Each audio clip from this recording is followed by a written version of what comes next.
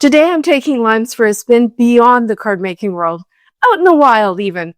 All I mean by that is limes can be used for more than just not copying cards. You can use it to not copy pretty much anything. Let me show you.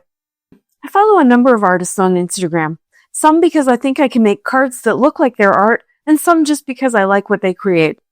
When I see something I particularly like, I save it for future inspiration. And today, my inspiration is this piece from Steve Fortier. Before we go any further, let's recap limes for anyone who's new here. Limes is list, include, modify, exclude, and spin. It's my little checklist to help you create your own inspired card without directly copying someone else's card. And it's helpful even when your inspiration is not a card. Let's list the attributions of this piece of art. First, I start with colors. This piece has shades of yellows, oranges, browns, and blues. Next, I would look at the techniques, but that doesn't really apply so much here, so I'll skip right to elements. This is a grid of small squares in different shades, horizontally but not perfectly divided, with blue at the top and yellow at the bottom. There are circles of varying sizes of the opposite color on each square. Often I think the hardest part of using limes with an art piece like this is figuring out how to get the look. My first thought was that I have this simple grid cover plate from Altenew, but I saw two obstacles to using it. First, it cuts a frame that would make it very easy to line up all the squares, but there's no frame in the squares in the painting. And honestly, I didn't want to line up all those little squares without the frame.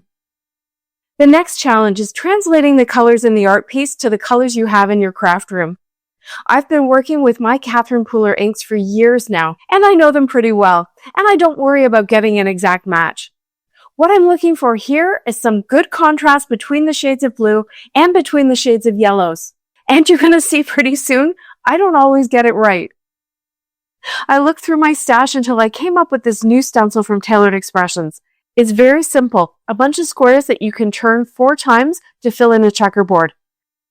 I got out this little stencil corner thing that I have from the Ton stamps to help make it easier to line the stencil up each time, and I stuck it to my grip mat down in the left-hand corner and then started blending.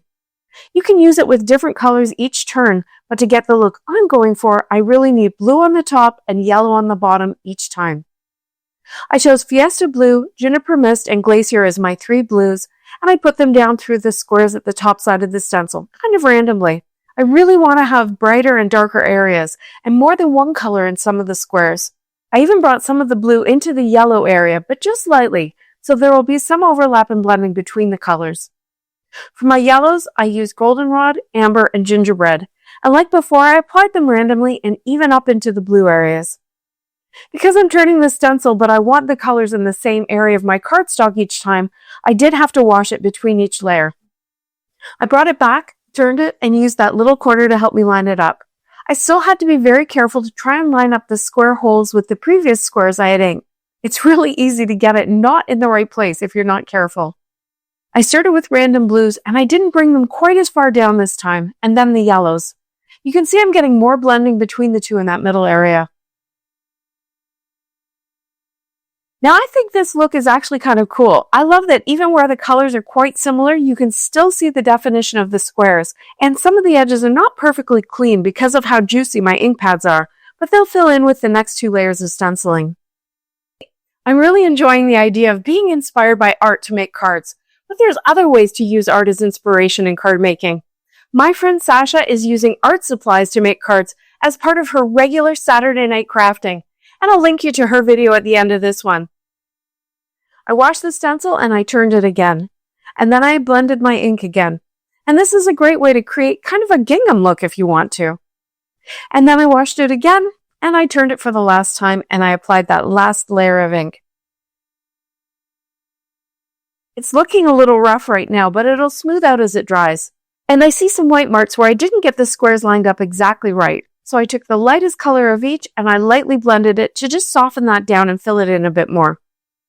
Okay, so that's my background. Now for the circles. I took my colors and I created 2 pieces of striped cardstock. I think I could have just done one wider stripe of each color, but this works too. I had a few of my circle dies out. This one goes with an old Lawn Fawn alphabet, but I think it's a little too big. So next I have this one from Concord and 9th Best Friends Vibes, and that'll work. And this is an older pocket full of happiness die, and that'll give me some variation in sizes. I cut one from each panel, and that should give me plenty of different sized dots to put on my grid. Even when they're random, I like to place them down before I glue them, and that just gives me the opportunity to change my mind and move them around. I did have a number of dots that had more than one color on them, and that would have given me a different look, maybe a bit more dimensional, but I tried to choose solid dots this time. When I had them where I wanted them, I used my jewel picker and liquid glue to glue them in place, just trying to keep them as centered as possible in each square. I decided to use a rectangle portion of my card to maximize the number of boxes in my grid on the card. I spritzed the panel with shimmer spray. See how smooth those colors are looking now? And I finished with a simple happy birthday sentiment from Julie Hickey.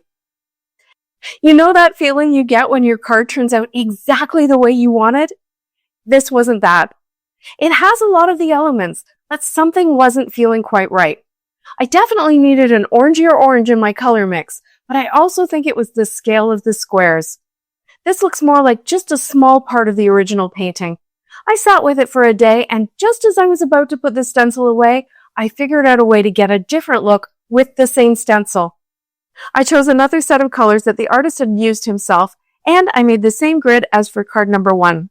Same blues, and my pinks are Sweetheart from Catherine Pooler and Dragonfruit and Wildberry from Concord and 9th. Nothing new here. But wait! Next, I put the stencil back on top, and I shifted it up and over so that the square holes each cover a quarter of 4 of the stenciled squares. That's hard to explain in words, so I'm glad you can see what I'm saying. Then I went over it with just one color of blue and one of the pinks. And now I'm getting more of a pixelated look. I just need to shift it over and up one more time and blend the inks through again. Now that's what I'm talking about.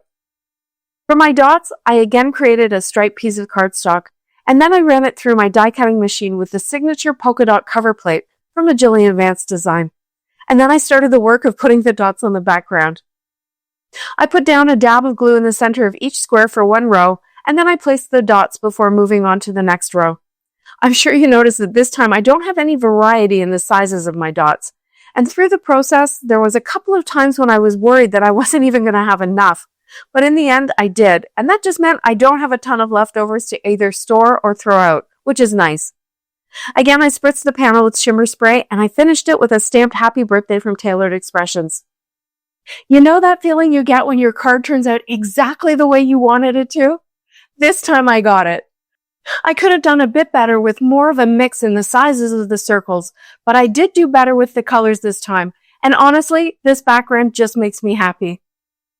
Today, I used paintings as my inspiration, but my saved file is full of stained glass, knitting, crochet, quilts, all kinds of art. Inspiration really is everywhere. And just to show you how true that is, Sasha has taken a different approach. So be sure to use this link here to head to her channel and see how she's using art in her card making. Thanks so much for watching. See you next time.